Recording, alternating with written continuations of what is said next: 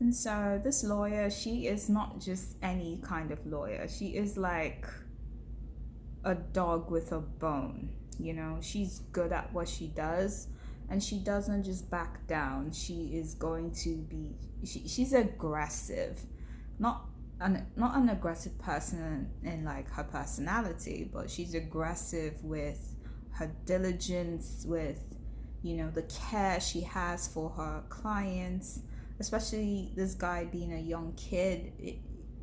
And then she is a black woman herself, so it feels even more personal. So I don't know if the judge really thought it through how far she would go to really help this kid. So by the time Kofi is unalived in jail, this is when it really becomes personal for this lawyer, because now she wants justice for him. Like, okay, yeah, he stole a car, he committed a crime. It doesn't mean that this is how his story should end.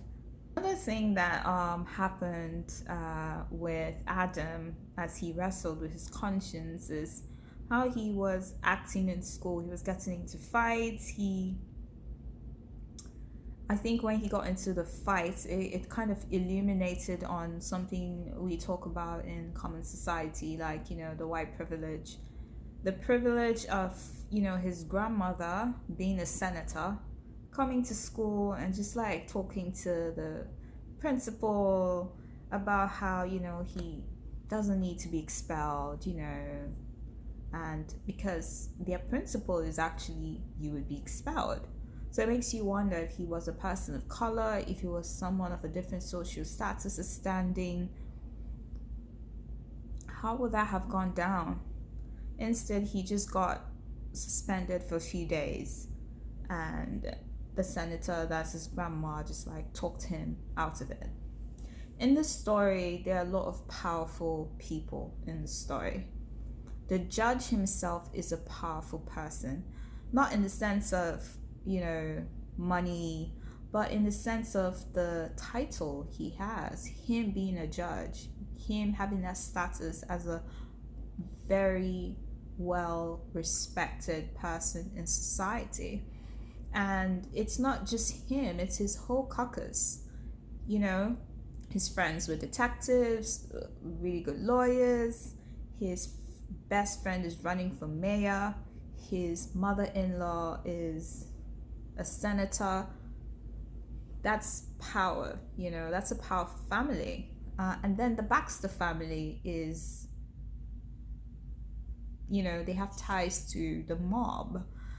Very, very powerful mob family that has gotten away with things. They've been around for decades and they've been able to get away with all the things they're doing. People are afraid of them.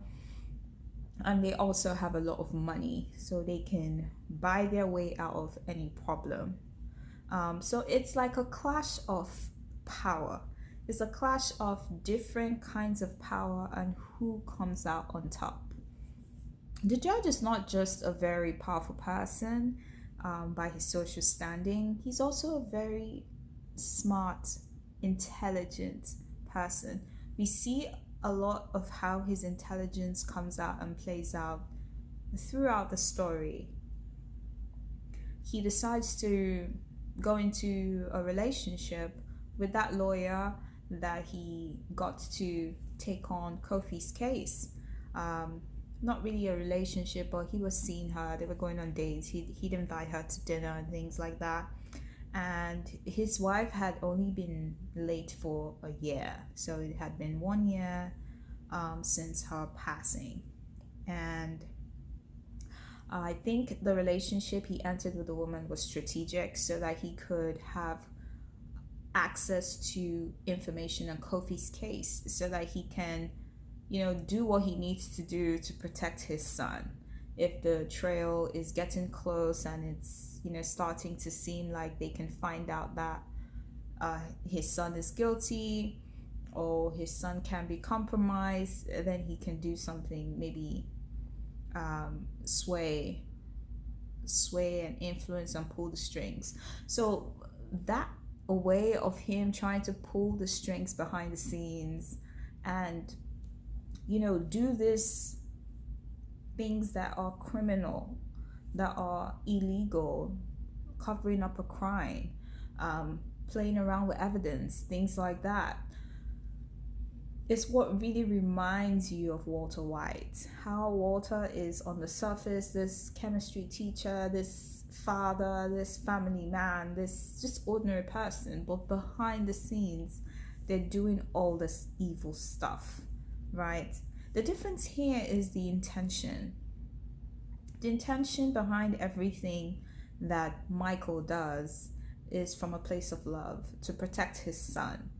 And even when he does things to Kofi or other characters, it's also in its own twisted way from a place of care to protect them, even as he harms them. Very ironic, right? And so I'm going to go through a number of ironies I came across in this story. But before I get into that, I would just end the background so far. So Kofi is unalived. They start the case, and as the whole case is happening, I think they start the case, and oh god, it's so annoying. The whole case is happening. His son goes and starts having a relationship with the sister of the guy that he unalived. Why would you do that? Like, that's getting close to her. Next thing you know, they are, I don't know what they are, but they're together all the time, and it's just weird. Like, I was thinking, who does that? Why would you go and I'm wondering if that's his own way of coping, trying to. If you have any kind of inkling into why someone would go and befriend the person that they unalived, are they trying to learn more about the person? That's the only thing I can think about. You're trying to learn more about this kid that you don't know anything about, and maybe you can read things, or you can go to his funeral and hear things. But if you are close to someone they loved, that loved them, then you can hear more about them from that person. And she spent a lot of time talking about her brother and how much she loved him and everything, how he was such a good person. And I think they bonded over that trauma, because he will talk about him losing his mom and how that was very painful. And so the both of them bonded over their shared trauma of losing someone that they cared about. And as the case is going on about Kofi, they open the case to, basically try the Baxter's son that murdered Kofi in jail. Around this time, I think the Baxter family discover that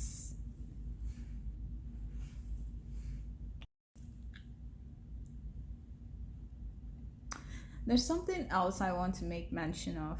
But when they were talking about the death of Kofi, there was this way that his death was minimized as well. It was kind of infuriating, even as a viewer watching. Like, oh yeah, gag bangers, like he was no one, like he was nobody, like his death didn't matter at all, you know. Um, Another angle I want to talk about is the collateral damage. It kind of reminds me of how things can spin out of control very quickly. It starts and it's like this very little thing, but because there's so many other players involved, they mess up the plan. It reminds me of Money Heist. And that's why I liked the show. You have this very intelligent, cerebral person. Now, if everything just goes the way he said it should go and everyone does what they are supposed to do, everything will be fine. But human beings are unpredictable and you can't account for everything. I honestly believe the judge could have gotten away with this, but there are so many other people in play, you know. How would he have known that the backs, like, he did know that they would, it's just a lot, you know. You can't control everything basically, and you see him struggling with that with his son, because his son is doing all these things that are sabotaging the plan when he is doing everything to protect the son. And it's like, you're watching it and you're like, you're so ungrateful. Like, this man is breaking his back, he's bending over backwards, he's doing everything to protect you. He has soiled his name now. You know, he is going to be disbarred, he's going to lose everything to protect you, and you're ruining the whole plan. And that's why he keeps telling his son, you need to tell me everything. Like, yes, maybe we've always been close, but we need to be closer now, because our story needs to be straight. You know, I can't say one thing and you say something else. It's going to open suspicion. And he's a judge. He understands all the ways that law enforcement could go with this. If it blows back on them, the lawyers can go with this. The judge that would preside in a case could look at it, like the jury, everything.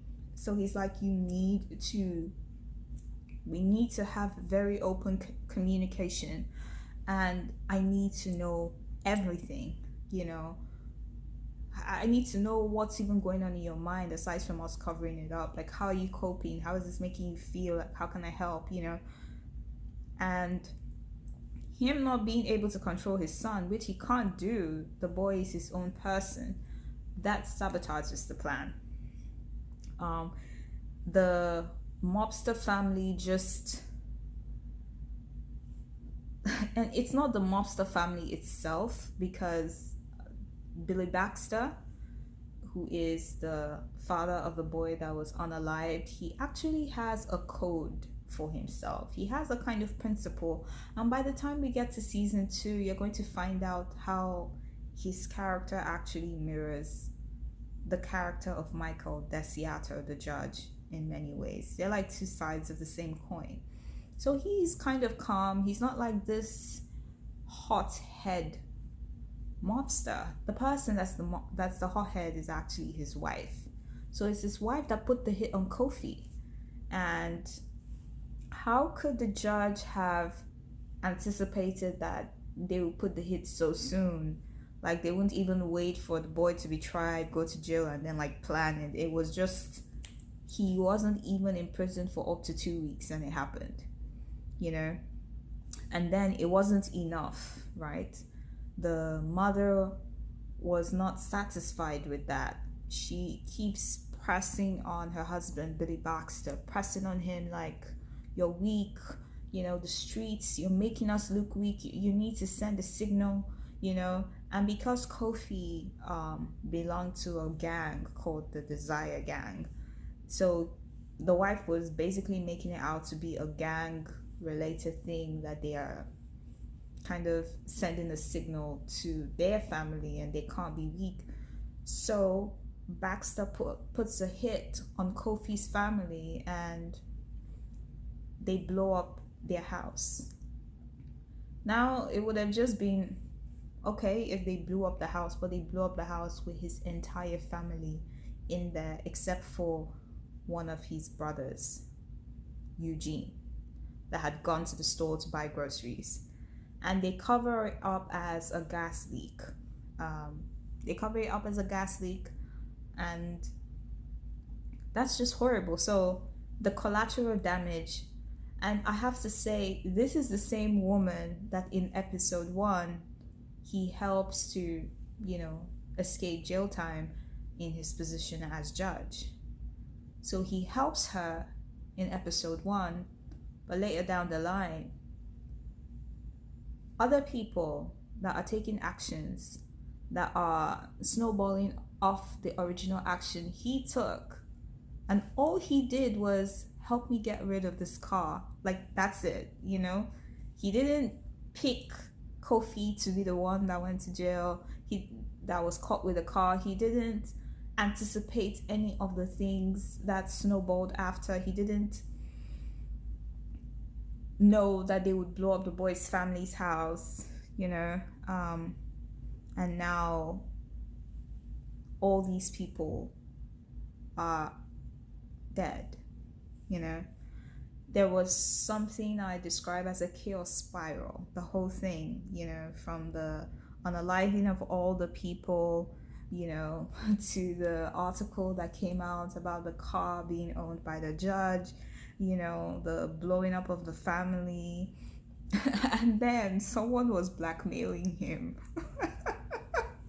It's like everything everywhere happening all at once. So all of this is happening, and his son is just being an annoying kid. Like, someone was blackmailing him for $200,000, or else he would, you know, leak the video of his son driving the car. And I'm just like, this is a nightmare. So I had mentioned some of the ironies I picked up in the story. So the first irony was the woman that was in the courtroom in episode 1, Kofi's mom. He helped her in the beginning, and now her son is taking the fall. When he goes to visit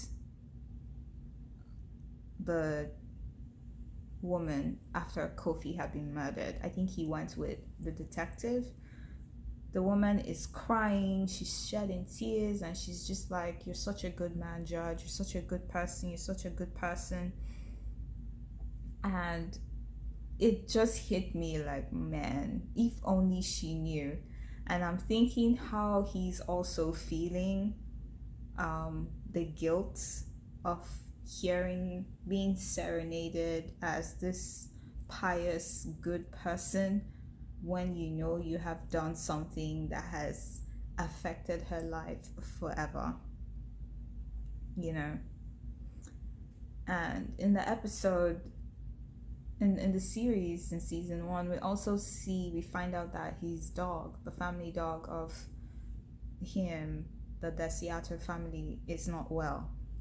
And he rushes home because his son is so absent-minded. The son isn't giving the dog the meds anymore. So the dog was in a critical condition, and he is doing everything to save this dog's life. And I'm just thinking about how he is doing everything to save the life of a dog.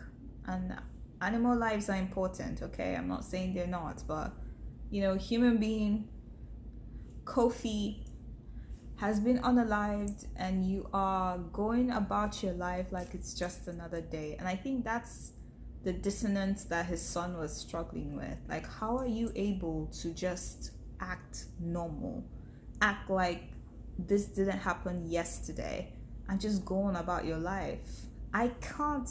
I think if they had talked about it, I think maybe talking about it would have helped his son Adam cope better, because he's thinking, what's wrong with me? I'm guessing I'm struggling, but that is just, it's just another Tuesday, it's just another Friday. So the irony of him doing everything to save the dog, but acting like some human person did not just get unalive the day before, is wild.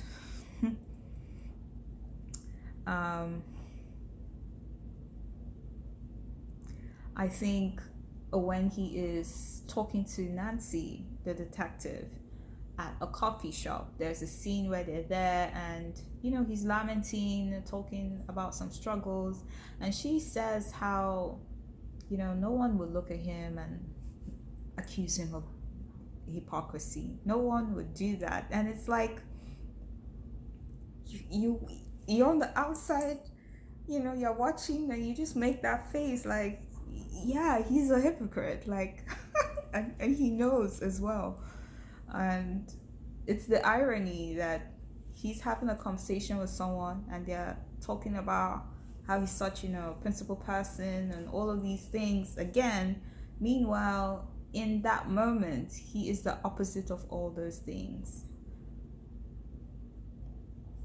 Another one was when he was trying to find out who the person was blackmailing him. And I think that's why he went to lunch with Nancy. He wanted her to run some plates or something. And with that info, he went from house to house. All the things this man was doing in between his job as a judge. And I think that's also the thing that reminds me of Breaking Bad, because Walter would do all these things and then still come back home and be normal. He eventually finds out the guy that is blackmailing him by going to this old man's house that one of the plates is registered to. And him and the man are bonding over, parenthood. The struggle of having a child, raising a child, the child, the man was talking about how when his son came, what it was like when his wife was pregnant for the son and, raising the son and everything. And the irony is that in that moment, they're talking about Trevor. Meanwhile, he's looking for Trevor. Like, they're talking about all the things I would do everything for my child. And eventually he finds Trevor, right? And by the time this is happening, we also find out that the Baxter family has also found out that it's actually someone in the judge's family that murdered their son. They actually find out it's someone in the judge's family that murdered their son. And so he immediately assumes that it's the judge himself that did it. So he's tracking the judge and follows the judge as the judge is trying to find Trevor. The judge finds Trevor and tells Trevor that he has bought a boat and he's leasing the boat for him as long as he keeps the secret, and if he lets it out, the payments stop. So they're doing all of this, and then Billy Baxter comes into the middle of this chaos spiral. Billy Baxter ends up killing the guy because the judge tells the man that the guy knows everything, and Billy Baxter has this whole other plan because right now his son is about to be trialed in court for the unaliving of Kofi. So the new plan is to make sure that the son doesn't go to jail. And so they orchestrate, and you see this level of corruption again, this theme of corruption, where there's a lot of orchestration done so that the judge is the one that is able to be the one presiding on that case. And there's a lot of corruption done as well with which jury gets to stay and which jury is terminated because they want to get a particular kind of verdict. And it's like, wow. And it's a bit scary because this is where we really, really step into Michael Desiato's mind, because he is fully aware. He's like, the jury, you have to make them trust you. You have to, do certain things. So there are certain things he would allow, there are certain things he would not allow. And he was just playing chess with everybody, the jury, the detective, everything, so that he could get the outcome that he wanted. And everything would have gone well if that his son Adam wasn't showing up to the courtroom every day. Like, why was he always going to the courtroom for the trial of Kofi's unalivement. Like, and it was one of those days they were playing the video of the 911 call, and you can hear someone breathing or struggling to breathe, and you can hear the sound of an inhaler. And the Baxter family, they were outside because it was too traumatizing. They had played that tape so many times. And in that same moment, he is outside because he's also traumatized by the incident, because he lived it, and he's with his inhaler and he puffs, and that's when they find out that it's actually the kid. Oh man. I was like, I mean, I get it. It's a story, right? You want like intrigue, you want like moments of like, shock and whatever, but it was annoying because he did not have to be there.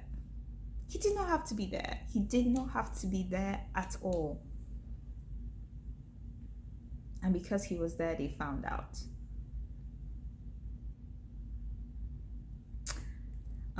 So the other ironies, anyway, it was kind of ironic when Trevor died, because Michael had just finished having conversations with Trevor's dad. That's like an old man. I don't know if he's in an old person's home or something. Yeah, I think he is. And they're talking about their children. And like, in less than 2 hours later, you're like, not in less than 2 hours, but like very quickly, you're going to do things that will lead to his unalivement. Wow. It was also ironic how when Michael was telling, there was this black lady judge, the person that was supposed to be the one sitting on the case, but they manipulated it so that she is stopped on the road for DUI and all kinds of things so that she can't do the case. But when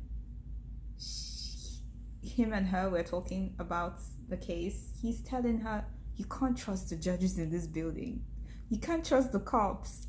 The Baxter family has bought everyone out.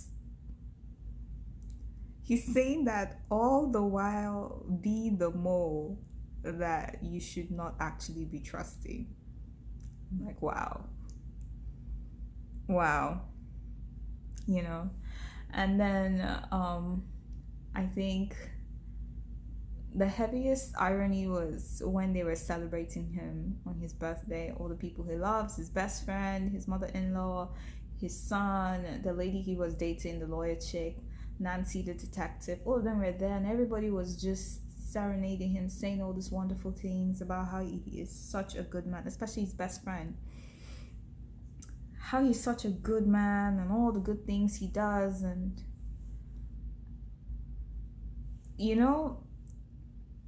his birthday is the same day that Trevor was unalived.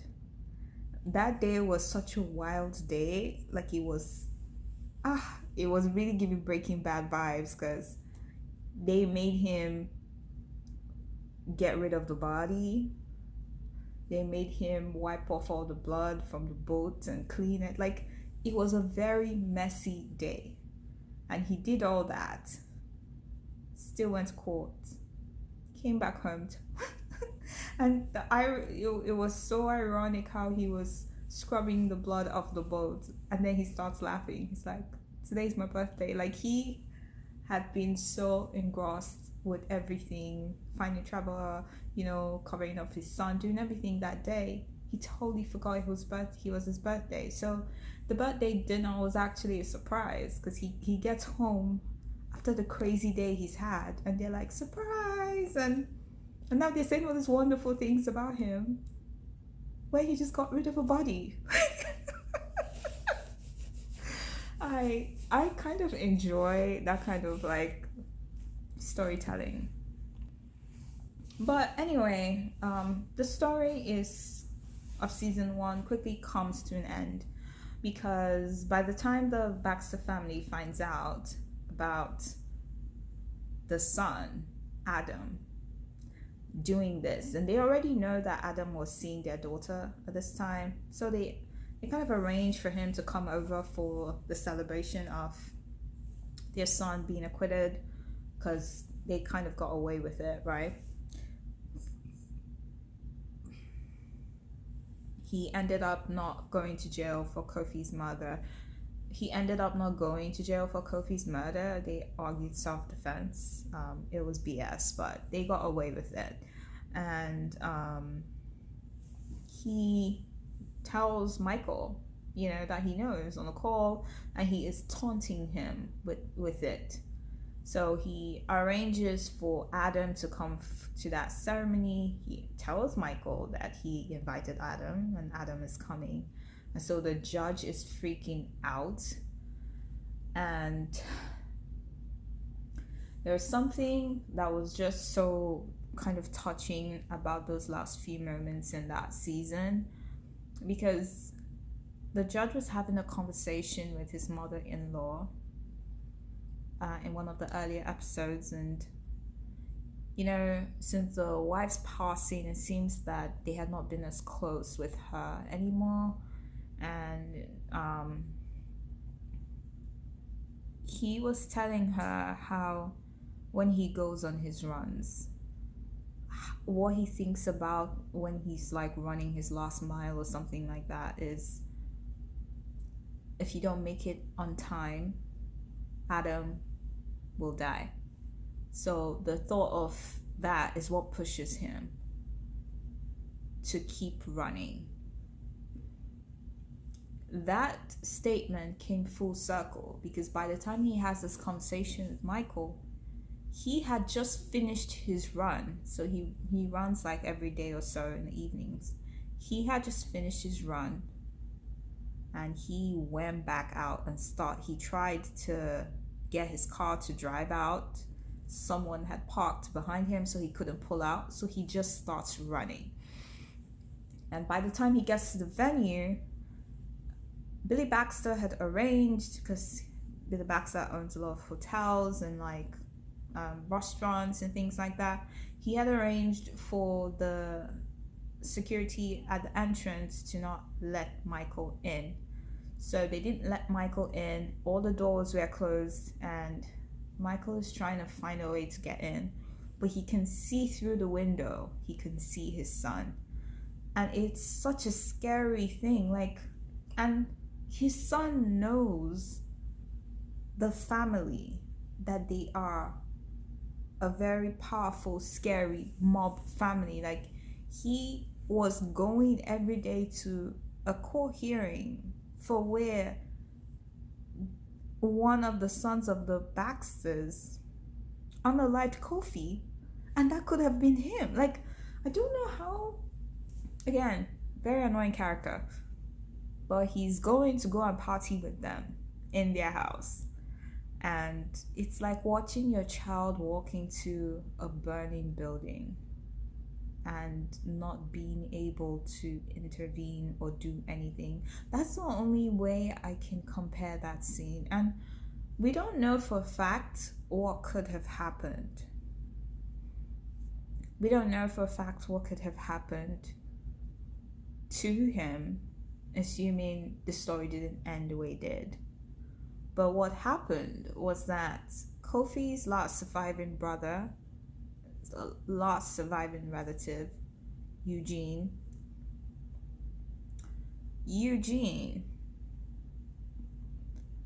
goes and buys a gun with the last money that was made available to him, and he shows up at that party and he aims for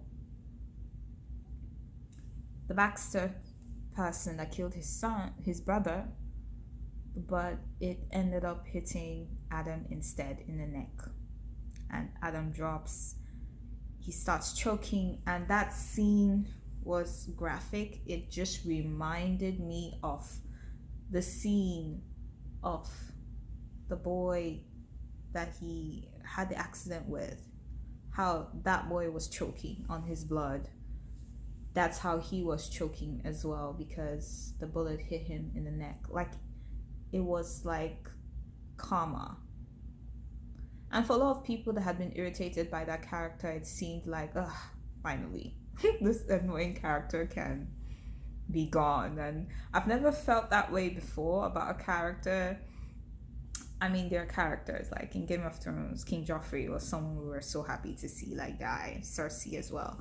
But his character was just so annoying that even though, you know, there's all this emotion about, oh wow, we're coming full circle, oh wow, the father is like watching it happen through a window, oh wow, he can't like do anything, and like maybe he's always going to feel like if he had run fast enough he could actually have saved this child. Like,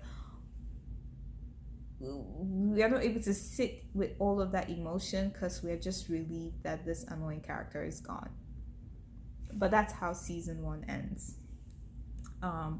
In season 2, so a lot of the analysis I did and I would do in this video is going to be heavily focused on season 1, because I feel like the season 1 is what really set the stage for the story. It's like the meat and potatoes of everything. And season 2, there are some themes. It's very hard to focus on one theme in season 1 because it is a chaos spiral. So many things are happening at the same time and they're feeding into one another.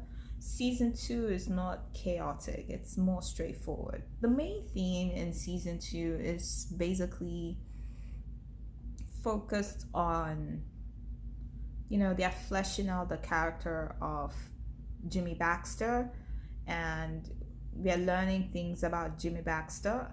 We're also learning things about some other key players in the story. For example, the lady that runs the Desire Gang.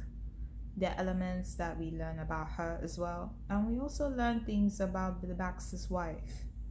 In season 2, Michael Desiato, I think with his grief and everything, he confesses after his son dies, because it's like, what's the point?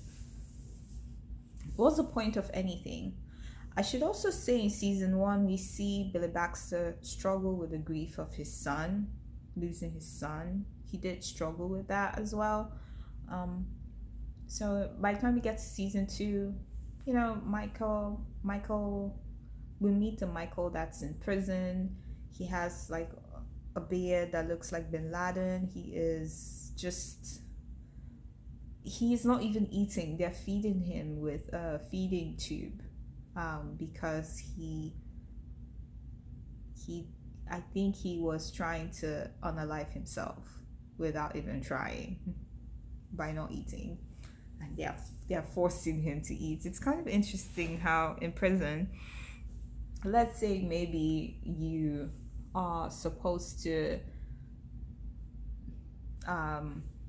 get the electric chair. They're going to keep you alive until it's your day to get the electric chair. You don't get to, you know, back out of your electric chair sentencing by cheating your way out, by unaliving yourself. You don't get to do that. I find that kind of interesting. It's kind of funny. But in season 2, we find a very helpless Michael is a shadow of himself. The judge, it's even hard for me to call him that at this point. He's like a shadow of himself, and he has absolutely no agency at this point. So in season 1, you know, he is the guy pulling the strings. There's a level of power for him to be able to do that. But he also feels like he is enslaved to the cause of trying to save his son. In season 2, he is unburdened by that, because the person he did all this for, his reason for going against his philosophies, his character, his principles, his identity, his everything, is gone. And so right now he is a powerless person because he is now a pawn. He's a pawn for the FBI, he's a pawn for the government, even the Baxter family is using him as a pawn. He doesn't, yeah, the Baxter family is using him as a pawn because the Baxters, they want to purchase a land.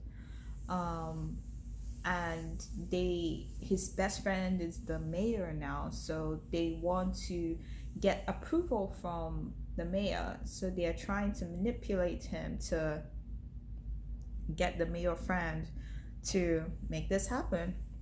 The FBI is trying to manipulate him to get in bed with the Baxters so that they can get dirt on the Baxters and get them, you know. And it just feels like this absence of control. So that's pretty much the gist of what happens to Michael Desiato in season 2. And I think he goes on with the plans for a while, but towards the ending, he has had it. He is tired and he decides he doesn't want to do it anymore, and he's sent back to prison. There are other things that we find out in season 2. We find out that Michael Desiato's wife was actually having an affair with him, so it kind of opens up a plot for, okay, could Michael have anything to do with her, her death? And we do find out this whole underbelly of corruption. So we already know that there were people in the police force that were in bed with the Baxter family. There were some bad cops. We know all of that. But it gets uglier because we find out that there are cops that torture people with gas so that there are no bruises on them, but you can tell from the eyes or the redness and things like that. That's in season 1. But in season 2, we find out there are actually cops that are hitmen for the Baxter family and some gangs. So that was wow. They go and they take out hit orders, and it was actually a hit order that got Desiato's wife killed. So that was painful. That kind of brought him some peace, I guess. When he came out, he was able to figure that out. I guess we always thought that it was some random person, like a robber in a grocery store, that unalived her, but it turns out the person that had the mask on in the grocery store was actually a cop that had been sent because a hit had been put on the wife, because she was a photographer and she was working with a reporter, and they had uncovered some sinister things about the police force and they didn't want that getting out. So that was how she was gone.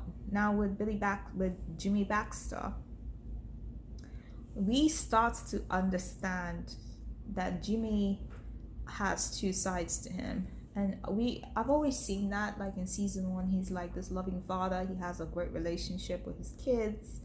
He loves his kids. And I always find that interesting about mobsters, how they can be so ruthless. He would kill someone else's kid in the twinkle of an eye, but then you cherish your own so much.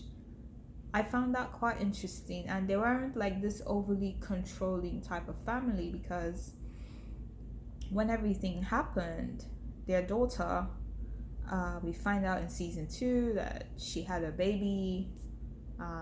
Apparently she and Adam did the do, and she was pregnant and she had a baby, and she needed space. So she doesn't know up until now that Adam is the one that was involved with the unaliving of her brother.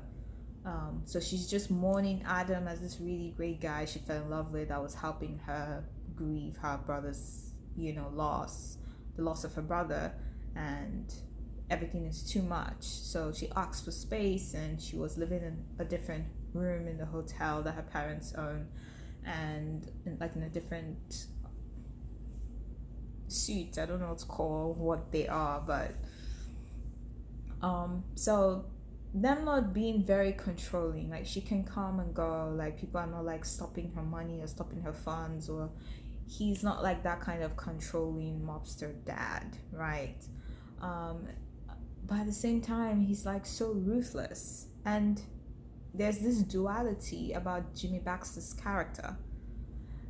But and like you're seeing it play out, but it's also the conversations and dialogue that really reveals it to us. So we find out in season 2 that the real mob is actually his wife's family. They are the people that are the mob, and then he married into that family. And so that family, and everything makes sense at that point, why she's so fiery, why she insists that things should be so bloody, because he wants to be like the guy in Breaking Bad. He wants to be a Walter White. He wants to, do shady things in the dark, but still be clean in the streets. He wants to keep his hands clean. He still wants to be able to have white gloves because he identifies as a businessman. I'm trying to build properties. I'm trying to build skyscraper buildings. I'm trying to, have this level of stuff. And he would always say he doesn't like meddle with the drug stuff. He doesn't do any of that stuff. He doesn't, he doesn't do that, and whenever he puts hits on people, he calls a guy and sends someone to go do it. In the show, it was Frankie. He doesn't do it himself, and there is this building frustration. His wife is frustrated. I think season 2, we find out that she tells him she doesn't love him anymore because of everything that went down with their son, and how she's not satisfied with all the things he did. That she wanted him to do to make people pay, even though she acknowledges that making people pay didn't make her feel better. It didn't take the pain she was having away. And so that woman is another character I found very annoying. I don't know. Should I liken it to Wonder Woman's character in WandaVision, how she was inconsolable about the loss of her kids? That's what I liken it to. And maybe they're trying to tell us something here, that the grief and the anger of a woman, like people think a woman caught in love is like the worst, but a woman who loses her kid, you take her kid, that's the absolute worst. I think that's what they're telling us in the story. I'm just gonna assume that's what they're trying to tell us. But I found her character a bit annoying, and so there's a lot of dissatisfaction with him, and it's building and building. And then her dad has conversations with him, and he tells him, like, you think you're a businessman, you think you are better than the rest of us that are like the real people, dipping our hands in the blood and doing this messy stuff. You get to keep your hands clean, and so because you get to keep your hands clean, you think you're better than us, but you're just like us. And it was like revealing his hypocrisy to him. You are just like us. You think we are thugs, and you're not a thug because you wear suits. No, you're a thug too, And so I thought that in season 2 we would see Jimmy Baxter's character get fleshed out a lot and see how he evolves, because it seems like he starts to own his thuggish side. He starts to come to terms with the fact that he is a thug, and he does run things in the shadows. And I'm looking forward to seeing how his character continues to evolve. A character I quite enjoy is actually Desire, the lady that runs the Desire gang. I like the fact that she is this strong character. So we see this very fiery, emotional character in Bax's wife. But to me, the stronger character is actually the queen boss of Desire, because she doesn't like to operate by emotions. She is like, yeah, we feel this way, but this is the thing that makes sense. She's very logical. Because Bax's wife, she operates from emotion. She's flighty. Oh, I'm so angry. Burn everything down. Okay, now everything has burned down and they found out we did it. Then she blames you. Oh, it's your fault. It's like, no. Those are like the worst people to work for. They tell you to do something out of anger or whatever present emotion they're feeling, and then you do it, and then they come back and blame you when the outcome happens that you warned them about that would happen if you did what they told you to do. That's how she is. The Desire Lady is like a mirror opposite of that character. She is very, like, she plans things, she's intelligent, she is thoughtful, and she has this long range view of things. She's always like, I'm doing the long game. You're gonna have to, even when she had Eugene under her wing for a bit of time, she told him, don't worry, you get your revenge, but you're gonna have to trust me because it's going to be a long game. You can't expect it to happen now, and it's gonna be very uncomfortable for you to sit through this time period, but this is not how we're going to do it.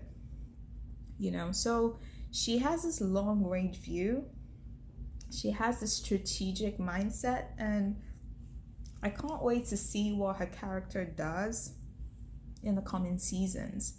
The way she approaches things, her negotiation style, and I like the matter of principle. She is so hardcore. When someone betrayed her gang in season 2, she put a bullet in that person. It's like, whoa, tough. But again, there's also the matter of principle, because when her nephew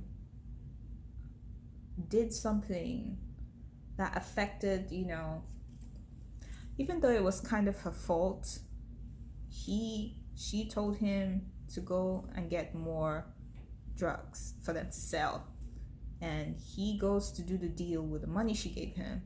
But then she needed the money to do something else, because she wanted to buy a club and the person wanted all cash payment. And so she told him to bring the money back. But in the process, he got into a fight with someone that put the deal, and the guy could not go back to his person and be like, the deal is not happening. So they got into a fight, and so he got into jail. And so she didn't get the money on time. And that messed up her plans. That was what he did. And that is enough to get a bullet. But the person that did this is her nephew. He is her blood. So instead, she just gets her people. And I think, I don't know what she would have done to him truly, because she was in a relationship with this single lady that kind of told her, like, family's family, like, family should mean something. And I think those words touched her, and she was like, okay. And that nephew was actually expecting a knife cut, a bullet, like the worst, because again, she operates by a code, by principle. But instead, her mercy was getting the rest of the gang to beat him up and then kick him out of the gang. And I just thought, like, it couldn't just be, okay, you're no more in the gang, go. Like, you still have to have consequences, And she is like my favorite female character in that story. I think she's probably is my favorite character, period. Just because of how she is operating. Very smart, very quick thinking, very strategic. I love the way she's like a real boss. I don't even see Baxter as much of a boss as I see her, because she has a way and she gets what she wants, and that's definitely something. And so, so far, let me look at my notes. How many pages I've gone through this analysis? Yeah. What I can say so far in summary is that this story is a very, it's an enlightening story. It's a story of love. You know, what would a father do? How far will a father go to protect his kid? And you guys can think about it maybe based on our conversation, what I've said, or based on what you saw if you've seen this or after you see it. Think about it, circle back, share your thoughts in the comments. Do you think it was wrong? I mean, we know it's wrong, we know the law, but do you have any sympathies at all for Michael Desiato's position? Do you have any sympathies for Adam's position? Do you have any sympathies for the Baxter family? Do you think all of them? This is also an ethical conversation. This is a story about ethics. And with ethical conversations, it's also a philosophical story as well. That's why I like it. It's very hard to look at things in such black and white perspectives. There's so much gray, and arguing for what is right and what's wrong and what's good and what's bad gets a bit blurry. So I want to know your thoughts. Do you have sympathies for the Baxter family? Do you feel they were right to go ahead and put on all these hits and kill all those people because of the pain of their child? How do you feel about that? To me, season 2 was not as interesting as season 1, maybe because there was no chaos spiral. So you notice I'm just speaking very briefly about it. But yeah, season 1, what are your thoughts? It's a story about love, how far someone would go. It's also a story, again, about morality. This is a man that likely had been a quote-unquote good man his whole life. And then he went against every principle that he upheld as a human being, as a person, in his profession, everything, his capacity, everything you can think about, he goes against it. And it really goes to show that people are capable of anything. Like, if you think you're a good person, maybe it's the circumstances you've been in so far. That's a thought. That's one of my takeaways. Tell me what you think about this. I think being a good person, yes, is part choice, but sometimes it's easier to make quote-unquote good choices when you are not in circumstances that push you to do otherwise. Would you do differently? Would you do the right thing, which is take your son, to the police station, knowing full well the Baxter family will unalive him and you lose your kid? Would you do that? Since we've seen the story and we've seen how it all ended, you would argue if Michael Desiato had known that everything he did will be for nothing because his son will still be unalived, maybe he wouldn't have done it in the first place. It's one of those stories that make you want to go back to ground zero and start again and do things differently. But yes, it's a story about love, what a person would do to protect their child, and what someone else would do to avenge, to get revenge for the loss of their own child. And yeah, I don't have anything more to say about the story. Very intriguing. I do recommend you see it. I'm giving you the warning, have some patience with Adam. You would want to blow your brains out. You would lose your mind as you're watching this, but the story itself is worth it. just be patient with Adam. Okay. All right. So that's all I have for you. And I guess I will see you in the next one. I love you. Love yourselves too. Bye.